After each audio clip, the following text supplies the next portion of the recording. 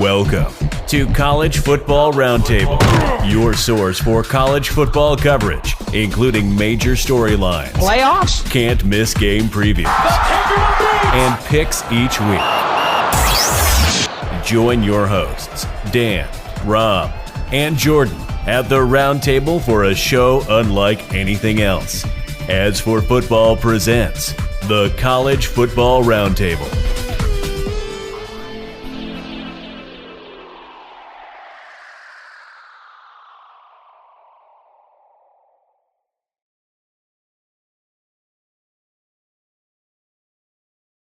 I am your very much your guest host, Dano Ikebese, here tonight for the As for Football College Football Roundtable. Gentlemen, we had a week of college football. It was a very wild week. Let's hope that Rob gets in here pretty soon. But Joe, what did you watch this week?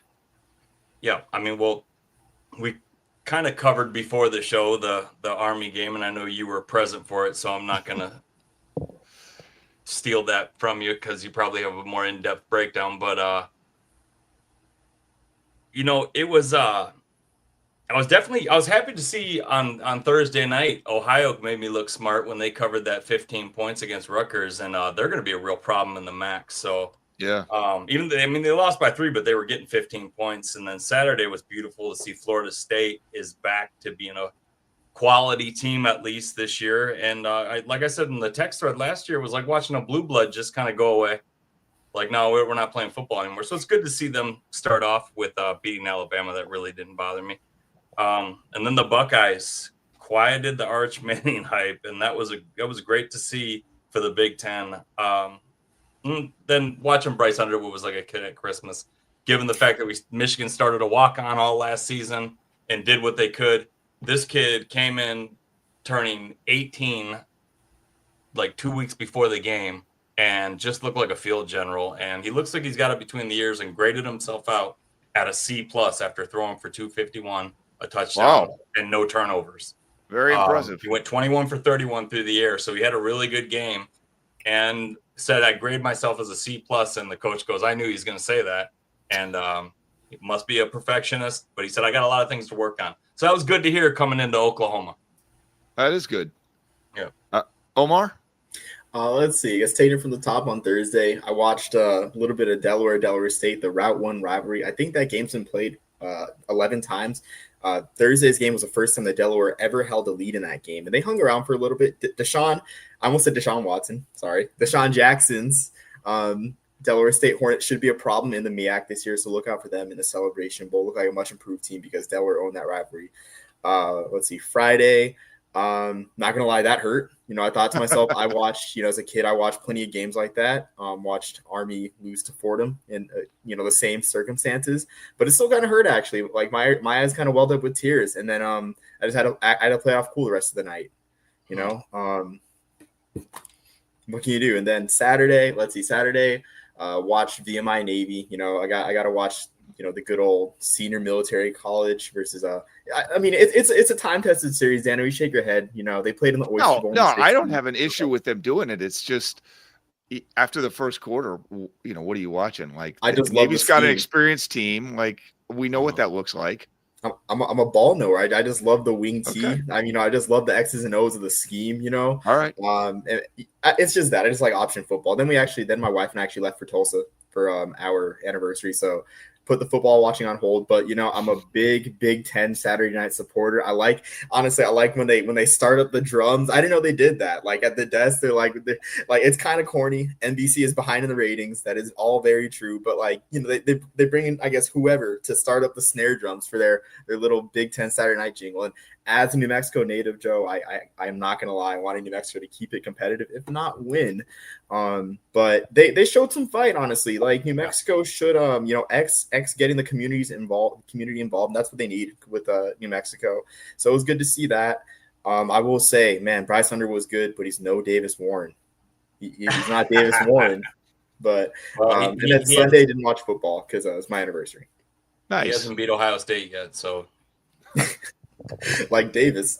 I got to do that. So yeah, I obviously went to the Army game on Friday, and we'll talk about that much more tomorrow when we record that show. Honestly, though, the game was fun until the last quarter. I talked about it a little bit on the show last week, but we went down to the First Tee Club for the first time in 30 years. Kind of miserable to give up a 2-touchdown lead in the last 10 minutes of the game to an FCS school. I mean, that really shouldn't happen. But there's probably some good things in there. I think the defense played okay, and like I said, we'll talk about that much more. But yeah, it hurt. It stung. It wasn't fun. I had a great weekend of football, man. Boise State at USF, beyond just that Army game. I went to Chamberlain High School in Tampa, Florida, was pulling pretty hard for USF, and they, cleaned Boise State's clock. Like, they just kicked their ass. They look good. Tennessee rolled against Syracuse. I mean, Cuse put some points on when Tennessee put the backups in, but Vols looked like a legit team. And then LSU, first school to recruit me, obviously. I've talked about that a million times, and we'll talk about it a million more. They pulled it out against Clemson, which I loved. Yeah. I could have done with a few more close games overall, but I'll take it, man. I thought it was a decent weekend of football, notwithstanding the last 10 minutes of the Army game. We haven't mentioned Miami Notre Dame, which was a great game. Yeah, I didn't see that one. But... I'm like Omar. I took a break yesterday. I was like, let me recheck in with my wife and keep my marriage going.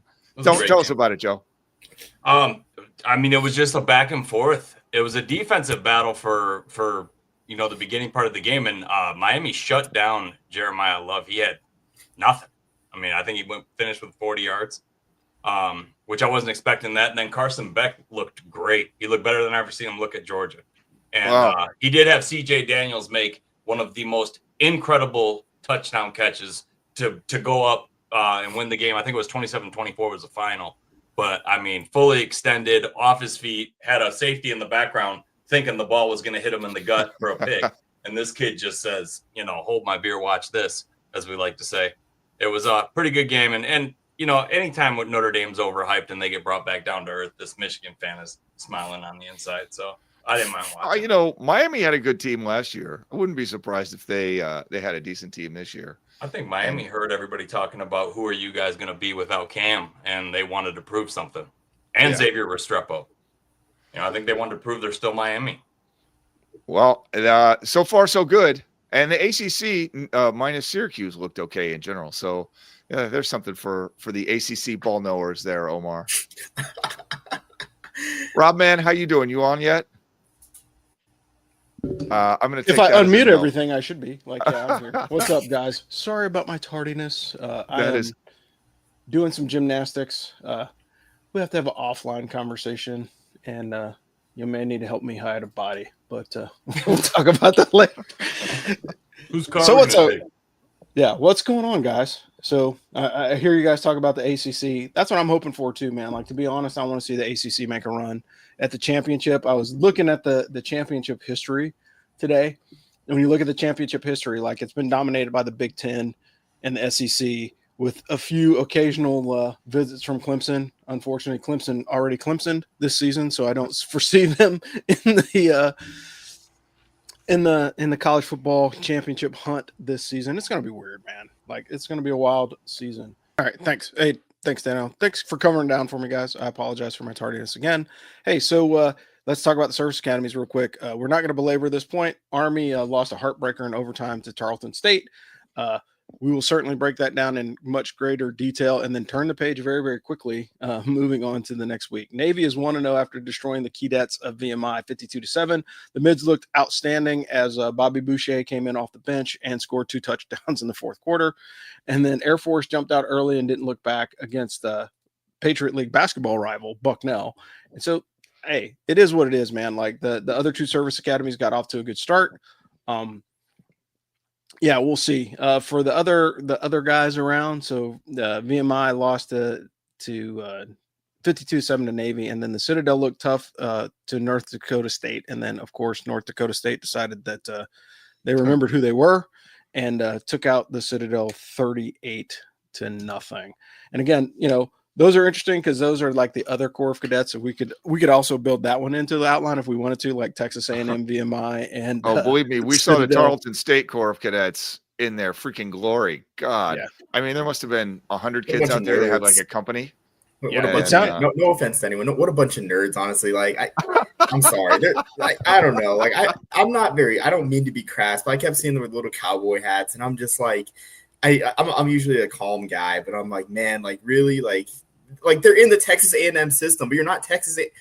I'm sorry. I have a bunch of respect for that football program. I really do. They're a riser, but the whole core cadets thing to act like you're Texas A&M when you're not, like. That's kind of like get down there and ask them where their combat spurs were. Yeah.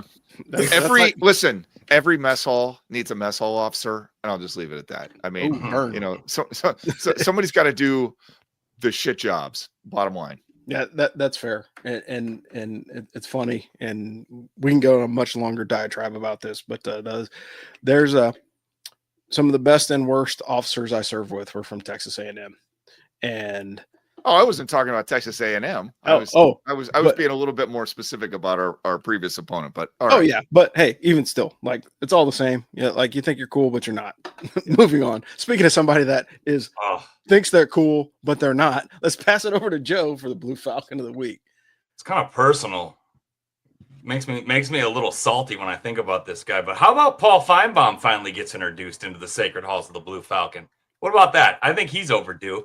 Not only did you anoint a kid who was 19 last year and his team preseason national champs, you said Texas was going to beat Ohio State by a couple of scores.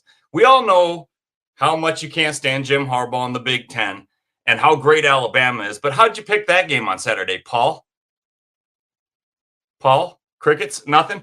Okay. Turns out you might not know everything about football. That and the fact that you look like a caricature of Mr. Peanut talking about football is enough to get you the Blue Falcon of the Week award if you don't mute your microphone. Please. I got a feeling you'll be back, Paul. Yeah. Hey, so you knew me and my diatribe on freaking ESPN. I swear sports writers, like with the exception of the guys that As for Football, actually don't follow sports, man. I think they just try and find the most headline grabbing thing and then they put it in writing. Because if they truly were doing like research and writing, like trying to create a paper or trying to create, interest, like you could be honest, like, a 9-3 Alabama should make the playoff every year. Like, no, man, like stop. I get it. Yeah. And for Feinbaum to still be in the tank for Alabama or the SEC, a Bama or a Saban. Their ranking was disrespectful. Yeah. A Saban-less Bama is starting to show that they're probably just going to be a middle tier SEC team, right? The Seminoles disagreed. Yeah, right. Well, yeah, that's a whole other story. I think Castellanos might be the only transfer quarterback whose stock went up, but we can talk about that a little bit later. And speaking of crazy things that happen in transfer quarterbacks, let's move on to the hold my beer moment of the week. Joe, what's up? Yeah, I'm not going to lie.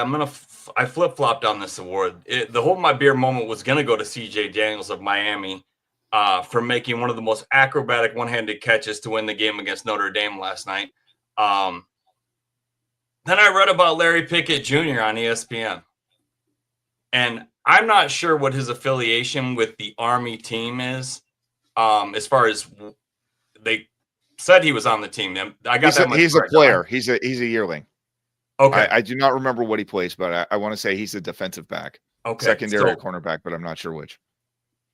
Thank you. That was the only part I wasn't completely clear on. But you may have never heard of the second-year cadet is what they labeled him on ESPN from West Point. But let me tell you a little bit about his weekend. As he traveled down Route 9 near Fort Montgomery, New York, close to the West Point campus, or within the vicinity of it, him and his family came upon a car that had down power lines surrounding it and was badly smashed by trees in what must have been a high-speed wreck. There's a video out of this, but as several people are surrounding the vehicle wondering what to do, Larry said, "Hold my beer, watch this," and proceeded to drag the man to safety seconds before his car erupted into flames. And I used to be a power lineman. Those were power line flames. That man would have been cooked alive. A great man once said that heroism is when opportunity and incident meet. Whatever it was, Larry Pickett Jr. chose that moment to become a hero, and he very well could have saved that man from burning alive. So this award is usually handed out for what's done on the field, but I'm sorry, gents, I can't think of a better hold my beer moment. Yeah. Thanks, Joe. That is true, man. Like, what we like to see is people reach their highest potential, and he may not even reach his highest potential. That might just be a moment that starts him down a path of even more greatness, and it doesn't always have to be on the football field. It just means that he was willing to sacrifice of himself, and like, hey, if that's your teammate, man, you got to be stoked in that perspective, knowing full well that like that guy is willing to risk everything for a stranger. So imagine what he'd do for you, on the field. So I think that's super impressive. And that man was incapacitated too. Like he wasn't able to get up and walk away on his own power. They had to drag him away. And man, it's if they would have just taken another 5 seconds, they would have had hair singed off. It was close. I don't know if you guys have seen the video, but I've seen it. It's pretty hair raising. It's unbelievable. So that guy's gonna see another Christmas because of that. So that's something he'll always have in his back pocket. Yeah, for sure. That's pretty cool. Tremendous. Yeah. So let's talk about AP Top 10. Joe, what do you got for us this week? And I mean, it's projected because it's not closed out. So we'll probably get the actual AP ratings at 11 o'clock tomorrow, roughly, because we still got a game tonight. So you got TCU and Bill Belichick throwing it down for the first time as a college football head coach. We'll see how that goes. But Joe, let's talk about the top 10. All right, we got a new number 1, and it's the Ohio State Buckeyes. They jump up 2 after beating the Longhorns 14-7, and what was mainly a defensive battle with the Buckeyes making the big plays when it mattered. Should have been number 1 last week. Then we got at number 2, we got Penn State with no change. The Nittany Lions made light work of Nevada 46-11. They have FIU coming to town next week where they're a 43.5-point favorite. At number 3, the LSU Tigers jumped up after beating Clemson. I believe they were in the 9 spot last week. They won the Battle of Death Valley 17-10. Clemson was overhyped and under-deliver. I know, what a shock. LSU plays Louisiana Tech Saturday where they're favored by 37.5. At number 4, we got the Bulldogs of Georgia. They took care of business, and this game was over early. Georgia 45-7 over Marshall. They have Austin Peay coming to town next week, who did a hell of a job on Saturday in upsetting MTSU 34-14, where they were like 10-point dogs. So they head to Athens to play Georgia on Saturday. There's no line for that game. At number 5, we got Texas. They dropped 4 after being in the number 1 spot and coming to Columbus and losing to the Buckeyes. And what was a great game. At number 6, we have Notre Dame. Speaking of overhyped, maybe CJ Carr should have walked down that red carpet Michigan laid out for him as he starts his career off 0-1 via upset at the hands of the previously ranked Miami Hurricanes 27-24. At number 7, we got the Oregon Ducks. No change for the Ducks and no surprise here on Saturday as they dismantled Montana State 59-13. The Ducks have Oklahoma State coming to town next weekend. They're a 4-touchdown favorite, which is surprising to me for some reason. But at number 8, we got the Miami Hurricanes jumping up from the 10 spot. They surprised everybody and took down the almighty Irish of Notre Dame. Miami plays Bethune on Saturday. Did Bethune-Cookman change to Bethune? And I missed it because on ESPN, they did not put them down as Bethune-Cookman. They just said Bethune. They're still Bethune-Cookman, yeah. Okay. At the 10 spot, the newcomer is the Arizona State Sun Devils. They cracked the spot as they jump 1 after beating Northern Arizona at home 38-19. Arizona State travels to Mississippi State next weekend, and they are 6.5-point favorite on the road. That's a pretty interesting game. I don't know how long it's been since Mississippi State has really been relevant, but that's a pretty interesting game. Not an easy place to travel to. No Scattaboo.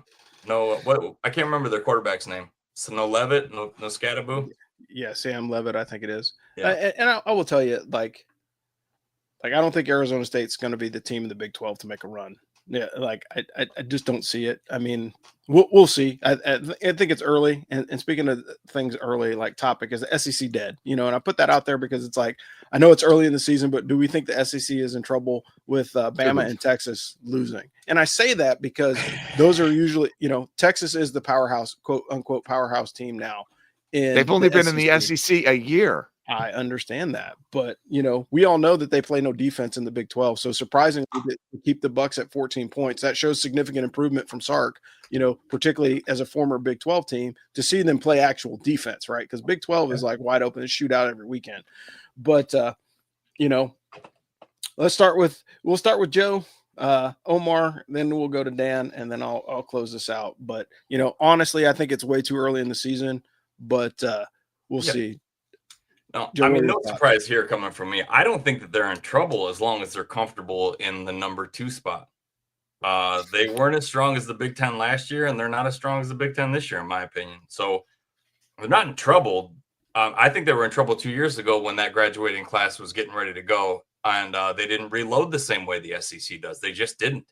I mean, you guys remember that 10-year stretch for Alabama and Georgia where it was almost unfair. Then you had Florida, who was always a dog, and LSU, who was always in the picture. They're just not top. Their top 4 aren't the same as they used to be, in my opinion. The problem with the SEC is that they were anointed champions in the preseason because of Arch Manning in Texas. I felt like that was a little disrespectful to the defending national champs, and Ohio State proved they have the horses to run with and beat the best team the SEC has to offer. Not to mention, I don't think that the second best team in the SEC beats the second best team in the Big Ten this year or last year, and the Big Ten won the national title then for the second year in a row. So I think as long as we stay away from all the preseason SEC hype and anointing them pre-champions before they play a game, then they're not in trouble at all. I just don't think they're clearing away the most powerful conference anymore. Yeah, that's fair. Omar, what about you? Yeah, so I'm with Joe on this one. I think honestly, like the term for best conference is kind of a misnomer because what the SEC really was in the past was just a really top heavy conference that happened to have the 2 best teams in the country and everyone else fighting for it, right? Like top to bottom in this era of college football with the 12-team playoff, you want the conference with the most depth. And I think that's something that the SEC can achieve. Like, I mean, looking at these notes, like Auburn handily beat Baylor on the road. A bunch of other great showings. Like, again, the SEC can place 4 or 5 teams in the college football playoff, and that can be good. I think the days are done, though, where, you know, the national title runs through the SEC, but I don't think they're dead. I just think that there should be a restructuring in people's mindsets of what best is in terms of conferences for college, for the Power 5 or Power 4. I refuse to acknowledge the Pac-12 as a Power 5. That's They're rebuilding next year. Yeah, no ill will, but just because you got the biggest cities, like, and they're really quiet this week. I don't know. I was told that, you know, they were a power conference, but I was mistaken by the results of this weekend. Yeah, that's fair. Dano, what about you? I think you might be the actual pundit on this one. So what are your thoughts? I mean, I can tell that nobody else on this show actually grew up in an SEC household because you guys are acting like Alabama is the only school in the conference, or maybe Georgia is. And here's the reality. Auburn won at Baylor by 2 touchdowns. Tennessee beat the actual pants off Syracuse. Like, that game was not close. LSU won at Clemson with 100,000 people in the stadium or whatever. I mean, it was madhouse in week 1, no less. Georgia throttled the shit out of Marshall. We knew that, but okay. Texas A&M beat a very good team from UTSA by 18 points. Even Vanderbilt won. Like, okay, Texas lost a close game that they probably would like to have, you know, later in the season when Arch Manning has taken a couple more snaps. And Bama, I will agree that Bama might not be what they once were, but there are other teams in that conference.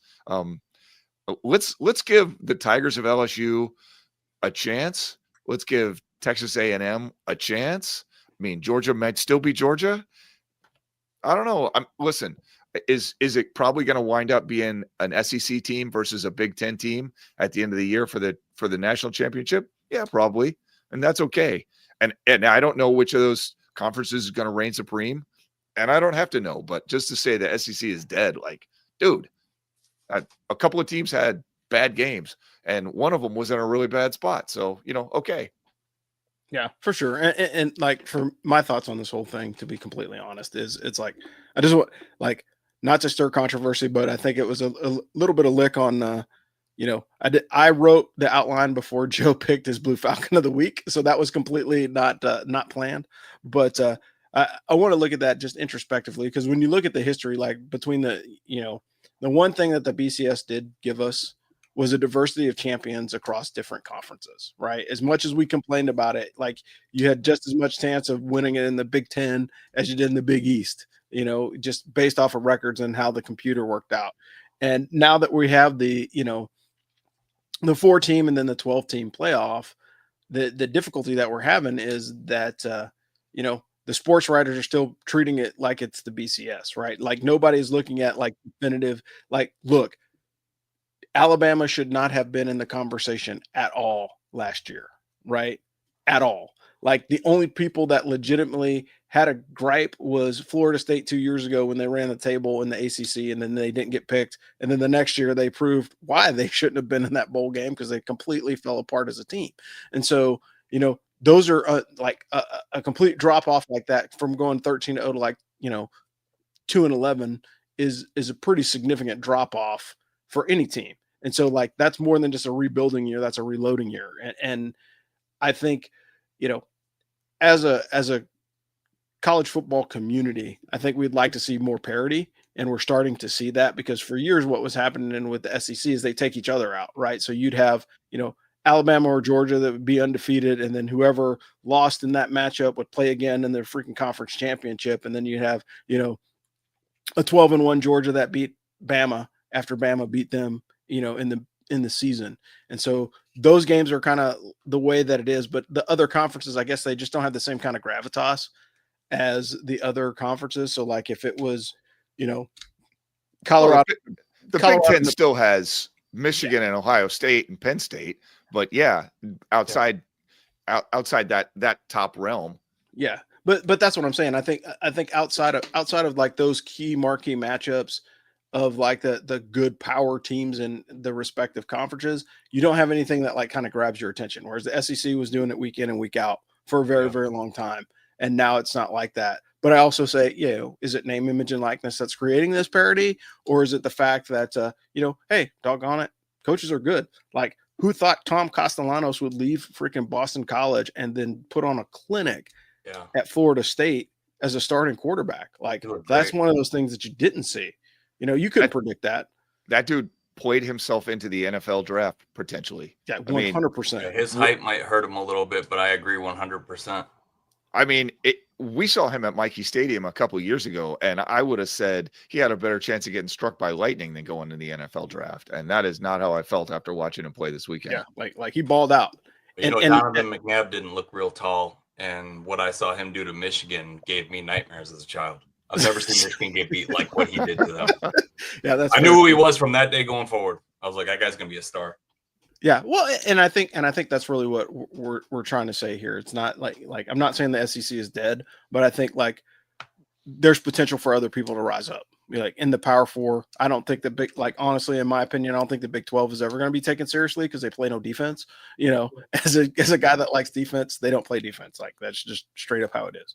But it'll be interesting to see how this evolves. Yes, it's probably too early in the season to say like the SEC is dead. I think sports writers should not be in the tank so much for the SEC, and I think it probably wouldn't hurt as bad if there wasn't so much hype around it.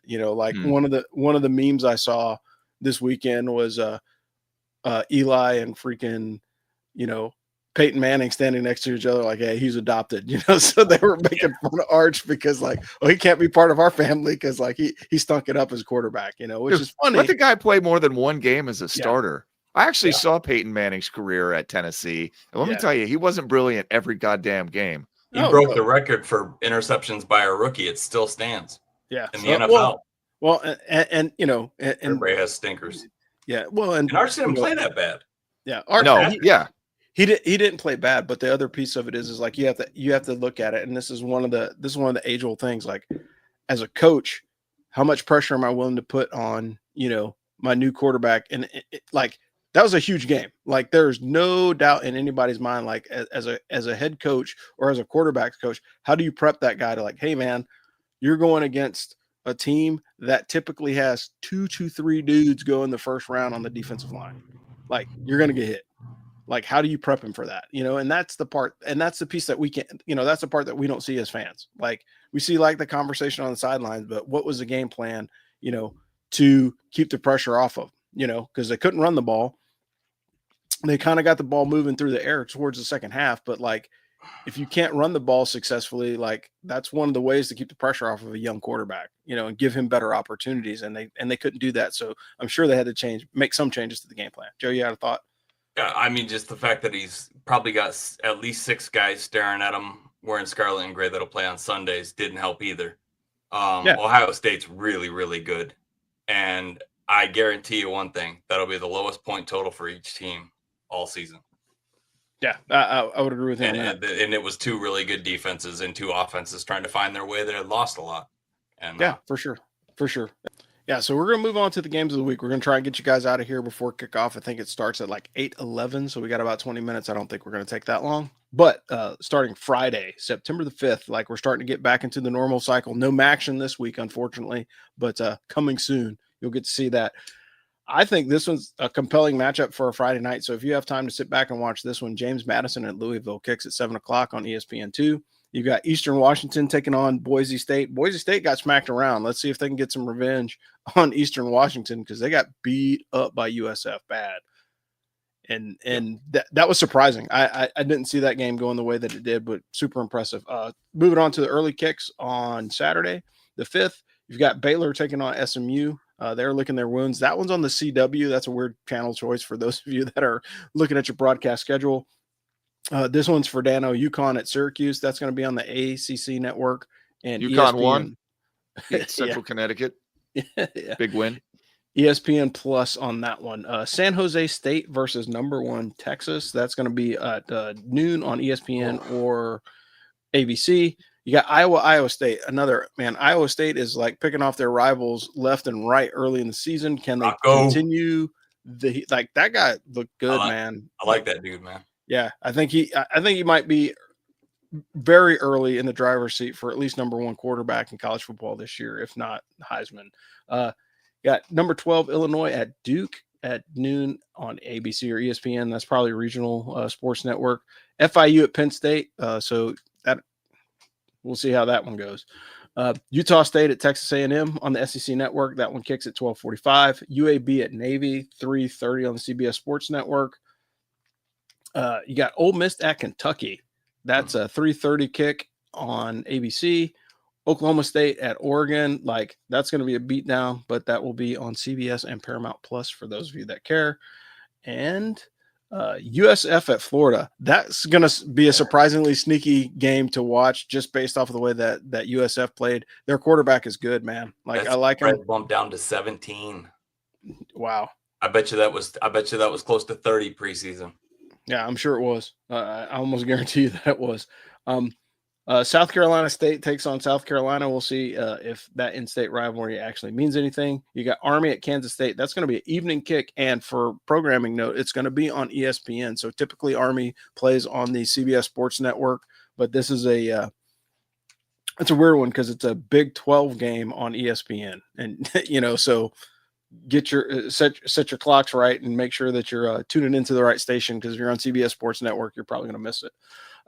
You got Bethune-Cookman taking on Miami at 7 o'clock, Memphis at Georgia State. And then you have Arizona State at Mississippi State kicking at 7:30 on ESPN2. Michigan at Oklahoma. That's number 14 against number 18. And again, those lines will that's going to be a good game. I think that's a good early challenge for Michigan. Bryce Underwood looked good in the opener. We'll see what happens against a higher caliber team. And maybe Oklahoma a slightly -5.5 right now because they're at home, and I think they're betting on them running a track meet on Michigan. So we'll see. Yeah. Well, I think it'll be a slightly better defense than what he saw this week, and vice versa. Yeah, I think that'll be Oklahoma. So we'll see. That'll be like Texas and Ohio State, two very evenly matched teams, in my opinion, as far as what they've lost and what they're dealing with. So that'll be a good game. Yeah, and so wrapping it up for the late night matchup, you got Sam Houston at Hawaii, kicks at 11:59 p.m. on the Mountain West Network or Spectrum. I guess that's a pay-per-view channel. I have no idea. I've never watched a Hawaii game other than during the day when it's on a normal-ish station. All right, American games of the week to watch. Any input on these this week, guys? What are you guys thinking for what American game should we tune into? Dano, you go first, and then over to Omar. Two real quick. UAB at Navy is maybe the only conference game of the week. That's a pretty interesting contest to see if one, UAB can come back to life from the dead, or two, is Navy just going to steamroll their asses? And I think I might bet on Navy steamrolling their asses, but we shall see. And Houston at Rice is a pretty interesting local rivalry. We'll see if Rice can do anything in that game or if they just get steamrolled. Yeah. Omar, any thoughts? Yeah, so for UAB Navy, I mean, just to address that really quick, like Andrew Body of Alabama State ran wild on UAB. I expect Blake Horvath to do the exact same thing because UAB has some severe problems. Not just like Alabama State wasn't just a good SWAC team. They're a middle of the pack SWAC team that almost beat UAB. I mean, there's trouble out there in the Magic City, and he might disappear like magic. Trent Dilfer, that is, as head coach. For me, I mean, how about that option offense for Rice? I mean, I didn't set this up as the American Conference fanboy. I just kind of saw this shirt with a nice Rice throwback logo. But man, like that option offense for Rice, that'll take the headlines. But the defense looks stellar against Louisiana.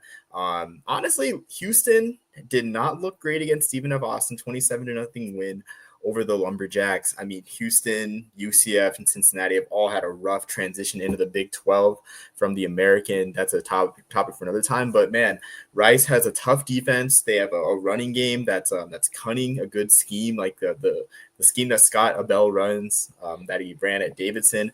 Really, it's an amazing option scheme.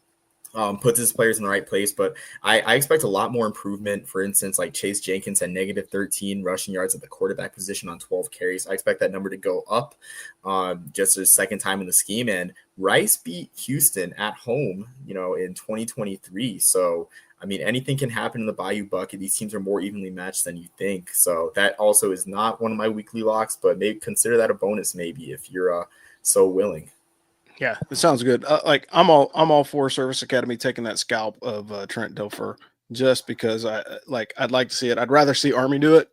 I'd rather see Army blow him out, and then they seriously have some coaching negotiations. But we'll see what happens. And speaking of negotiations, it is time to move on to our weekly locks. Yeah, so weekly locks of the week, folks. We're going to talk about the games that we're watching. We'll start with Dano, move on to Joe, and then Omar, and then I'll wrap. So I went 1-1 this past week. Kentucky covered against Toledo, but barely. I mean, my God. And then UMass just got smoked by an improved-looking Temple team that looked like a real football team. So as an Army fan, I'm a little scared of that based on how Army looked this week because we don't need Temple to rise back up from the dead. They could wait a year on that one, my opinion. This week, Tulane -10.5 at South Alabama. Dude, I will take that all day. My God in heaven, Tulane looks like a juggernaut. They Northwestern. They really look like they could move up to the Power 4 tomorrow and be at least middle of the pack. And then I also got Jacksonville State +6 at home versus Liberty. Apparently, I'm the only one that paid any attention to Liberty struggling badly over the weekend against FCS Maine for 3 quarters, before finally pulling ahead in the fourth. Like, Maine is not a great football team, so that was very surprising. This was not an impressive showing. I would not be surprised if Jacksonville State pulls out the win. Oh, nice. Joe, how about you? I went 2-1 last week as the Ohio Bobcats covered the 15 they were given against Rutgers by losing 34-31. And App State handled business against Charlotte. Wisconsin won by 17, and I had them -17.5. So the hook got me. Otherwise, I would have won 3-0. But 2-1 ain't terrible. I have 3 picks this week, of course, because Dano says I can have 3, so I'll take 3. Number 1 is Illinois. All right. Illinois didn't play anybody, but routed their opponent. Looked very good doing it. -2.5 at Duke. I feel like this one is simple. A top 15 team from the Big Ten against an unranked Duke team on any field should win by a field goal. End of story. Give me Illinois 38-27. Number 2 is the Iowa State Cyclones, -3.5 against their hated rival, the Iowa Hawkeyes, in Ames. Look, I've watched Rocco Beck and the Cyclones of Iowa State look good in the first game and then unstoppable in their second game. I know it was against South Dakota. And I just feel like this game is too important to the Cyclones. I think that the Hawkeyes stumble out of the gate in Ames on Saturday, and that'll be enough. Give me Iowa State 28-10 in a rout. And then this one's a gut feeling. I'm taking Mississippi State +6.5 at home against a Cam Scattaboolis and Sam Levitt-less Arizona State team. The Bulldogs traveled to South Miss on Saturday and won by 3 scores. That and the fact that Arizona State almost let 20 points in at home against Northern Arizona makes me feel concerned that the Sun Devils will cover this number. So, as a matter of fact, give me the Mississippi State Bulldogs to pull off an upset on the number 10 curse spot that we always see the number 10 team dump in the game. So give me the Mississippi State Bulldogs to pull it off at home 30-27 and upset the number 10. I like all three of those picks. It's a gut pick, but I really like the Bulldogs to cover the 6.5. I think it's going to be a close game and decided by a field goal. Yeah, good picks. Good picks. Omar, how about you? So I'm going to preface this with a little bit of history. So in 2020, UAB won their division in Conference USA with a 3-1 record. UTSA was arguably the better team with a 5-2 division record, but UAB won the nod due to win percentage. Could we be seeing Benno here playing with a win percentage game and picking less games each week just to sandbag a bit? Well, you get +1 for every game you get right, and you get -1 for every game you get wrong. So you don't really help yourself by picking more games unless you're good at it. Well, you give me the opportunity to act like a ball knower. I'm going to act like a ball knower and take all 3 picks. So, what am I, a bologna sandwich over here? Huh? With that being said, I went 2-1 thanks to one of the most acrobatic pick sixes you'll ever see in the Buffalo Minnesota game. I mean, I don't even know. I'm still kind of like reviewing what happened because like the tight end tripped, the ball rolled off his like leg and back and knee, and the Buffalo defender was there. It was Buffalo plus 15.5, and they lost by 14 on that pick six. So, sounds like a W. Sounds like a W. Sounds like a team of destiny here for me this year in the picks league. I also picked Tulane, -6.5 over Northwestern. Cited Northwestern's inability to score, but also too, I didn't cite this, that you don't tug on Superman's cape. You don't spit in the wind. You don't pull the coat off you don't pull the cape off the Lone Ranger, and you don't mess around with the city of New Orleans. Like pull the mask. Pull the mask. That's what it is. Have a cape. Pull the Spoiler mask. Spoiler alert. That's going to be in the recap for the American.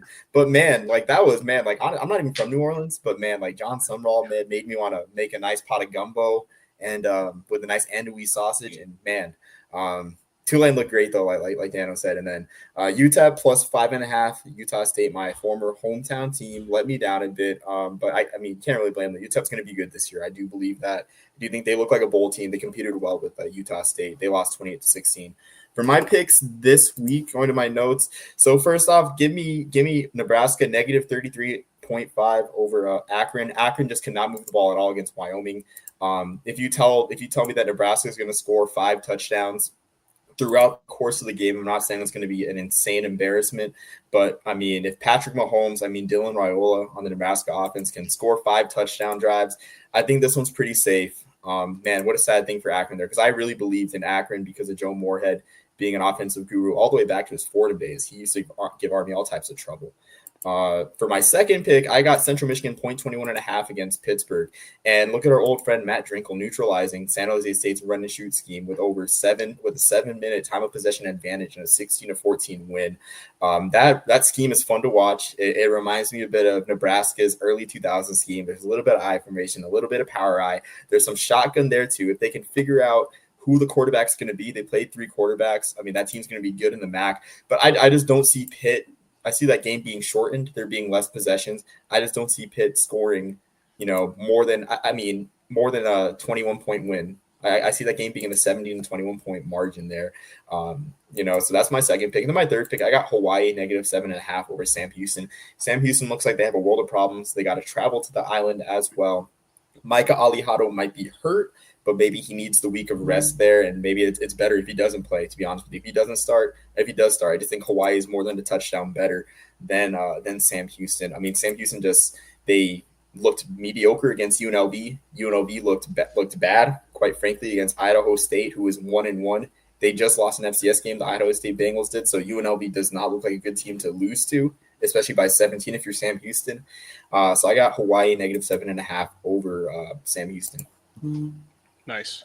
All right. So for me, I went 1-1 last week. ECU covered 13.5 in a much closer game than Wolfpack would have wanted. I think that was a closer game. I think, I will say, NC State's quarterback looks good. I mean, he's young. He's got a great arm. He's very athletic. We'll see if he can continue that up for the rest of the season. And of course, App State just freaking steamrolled UNC Charlotte. So that was destruction. This week, I'm taking Illinois to cover 2.5 at Duke. I mean, for essentially the same reasons. Again, I wrote this in the outline before Joe got a chance to check it out, but that's Great exactly minds. Great same minds. same thought process. Hey, and this one might be a little bit of a hot take, but I'm going to take San Jose State to cover 37.5 against Texas. And sounds like it's crazy, but Arch Manning is slightly overrated. Coach Ken is going to control the ball and keep possessions down. He's going to run the old Navy playbook, to try and keep it away from the other quarterback, try and control the time of possession. And since Army doesn't have to play Coach Ken in the regular season anymore, I'm going to bank ball control and keeping the score manageable on this one. I haven't seen enough from Texas offensively to see that they could score 38 points against anyone yet. I think they're putting a lot on Arch Manning, and I'm hoping that if I'm wrong on this, that means Sarkisian opened up the playbook and starts playing a little bit tougher, but I don't think he's going to get too deep into his bag of tricks until he gets into conference play. So he's going to conservatively call that game, and that's really what's going to be San Jose State's chance to kind of sneak in their back door and cover 37.5. I mean 45-7 wins you the bet. Is 38.5 or 37? It's 37.5. Okay, so 44-7 wins you the bet. Yeah, I mean, your best thing with this one is they just pull Arch because they don't want him to get hurt, because why would they want to? Yeah, and that's what I'm saying. I think they're going to call it. Yeah, I think they'll call a conservative game and run and shorten the time of possession on either side. It doesn't matter, but I think it benefits me to cover 37.5. So those are my picks this week, gentlemen. I apologize for being late and for the weird start time tonight. I know we're like running on TBS back when Ted Turner was there, so Night Tracks will be following this up if you guys remember that kind of programming. But really appreciate you guys holding out for me and standing by. But this college football roundtable, man, holy smokes, we are already in our second week of college football. We are rolling into week 2. It's unbelievable. A lot of great games on the docket this week. Really looking forward to conference play. I think that's when things will really start heating up. I think coaches will stop calling games so conservatively and kind of reach into their bag of tricks. I think that was the main thing that kept the store and cap on the Ohio State-Texas game, was like, hey, look, we don't want to make any mistakes. And I mean, even the commentators were talking about how important it was for the young quarterbacks on both sides not to throw over the middle, because if you throw over the middle, it gets tipped and there's a potential for, something bad to happen.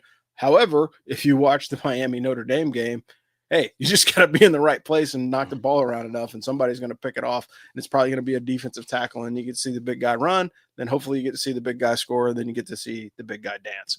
That's pretty much how it goes. But we're about 6 minutes away from kickoff of TCU and UNC, so I don't want to hold you guys up from that one. But here for the crew at the College Football Roundtable, I'm Rob the Angry Colonel, calling to you out of Fayetteville, North Carolina. We've got Triggered Joe calling to you out of the home of the Big House. We got Dano Ikebesa calling to you out of coastal Connecticut. And I'm scrolling back up to the top of the I can't remember your name. Yeah. No, who is this other guy? No, I'm just making sure that Omar's still in Oklahoma.